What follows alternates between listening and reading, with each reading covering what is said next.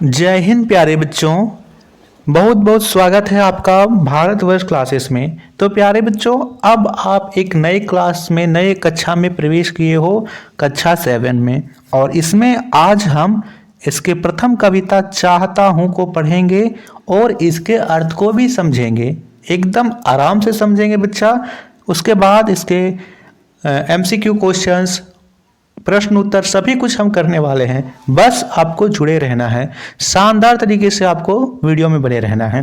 तो चलिए, सबसे पहले आप इस कविता को पढ़ेंगे और इसके अर्थ को समझेंगे। चाहता हूं कविता राम अवतार त्यागी के द्वारा लिखित है। राम अवतार त्यागी के बारे में जान लें तो इनका जन्म 17 मार्च 1925 वो मुरादाबाद उत्तर प्रदेश में हुआ था। इनके प्रमुख रचनाओं की बात करें तो नया खून, आठवां स्वर, गीता सप्तक, 21 गीत, राम झरोखा और समाधान इनकी प्रमुख रचनाएं हैं।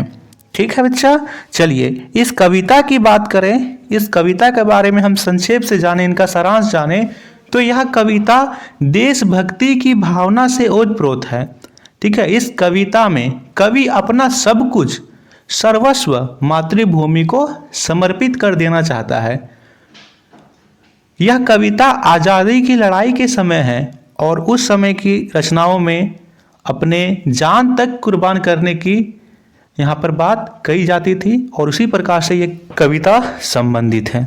स्टार्ट करते हैं किस प्रकार से यहाँ पर कविता लिखी गई है। तो यहाँ पे लिखा गया है, मन समर्पित तन समर्पित और यह जीवन समर्पित, चाहता हूं देश की धरती तुझे कुछ और भी दूं। कवि अपने देश को बोलते हैं कि हे माँ, तुझे मेरा मन समर्पित, मेरा शरीर भी समर्पित, पूरा का पूरा जीवन समर्पित, फिर भी मैं चाहता हूं कि तुझे कुछ और भी दूं। माँ, तुम्हारा ऋण बहुत है, मैं अकिंचन। अकिंचन का अर्थ होता है जिसके पास कुछ नहीं हो, किंतु इतना कर रहा फिर भी निवेदन, थाल में लाऊं सजाकर भाल, जब भी कर दया स्वीकार लेना यह समर्पण। कवि कहते हैं कि हे माँ, आपका ऋण बहुत ज़्यादा है, उसे मैं पूरा नहीं कर सकता, फिर भी मेरा इतना निवेदन है कि जब भी मैं अपना भाल यानी अपना शीश थाल में सजा कर लाऊं तो उसे भी आप स्वीकार कर लेना। ये बात यहाँ पर कही गई है। अर्थात इस कविता में, इस पंक्तियों में समर्पण की भावना है। ठीक है, यदि मुझे मातृभूमि की सेवा के लिए मेरा जान भी समर्पित हो जाए तो उसे दयापूर्वक स्वीकार लेना, और यही मेरा आपका सच्चा श्रद्धा और सच्चा समर्पण होगा। आगे लिखा गया है, गान अर्पित प्राण अर्पित, रक्त का कण कण समर्पित, चाहता हूँ देश की धरती तुझे कुछ और भी दूं। मेरा यह गान भी आपको अर्पित है और मेरे यह प्राण अर्पित है। रक्त यानी खून, हमारा खून का जो कतरा कतरा है वो भी अपने देश के लिए समर्पित है, फिर भी मैं चाहता हूं कि तुझे कुछ और भेजूं। मांझ दो तलवार को लगाओ ना डेरी, बांध दो कसकर कमर पर ढाल मेरी। मांझ दो यानी जो तलवार है उसे चमका दो, एकदम तैयार कर दो, अब देरी ना लगाओ, और मेरे कमर में ढाल बांध दो। ढाल जिससे युद्ध में आप यहाँ पर एक हाथ में ढाल लेते और एक हाथ में तलवार, तो यहाँ पे ढाल और तलवार दोनों को तैयार करने की बात कही जा रही है।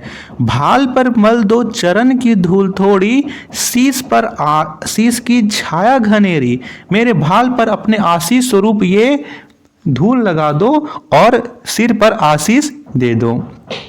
स्वप्न अर्पित प्रश्न अर्पित, आयु का कण कण समर्पित, चाहता हूँ देश की धरती तुझे कुछ और भी दूं।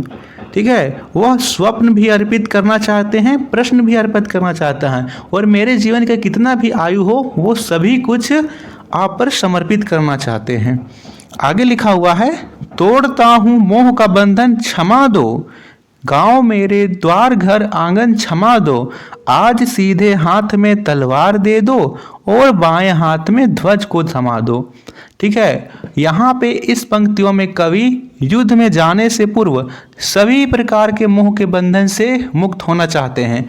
वो कहते हैं कि मेरे दाएं हाथ में तलवार दे दो और बाएं हाथ में ध्वज यानी तिरंगे को थमा दो, मैं इसे लेकर रणभूमि में कूच करना चाहता हूं। सुमन अर्पित चमन अर्पित, नीड़ का तृण तृण समर्पित, चाहता हूं देश की धरती तुझे कुछ और भी दूं।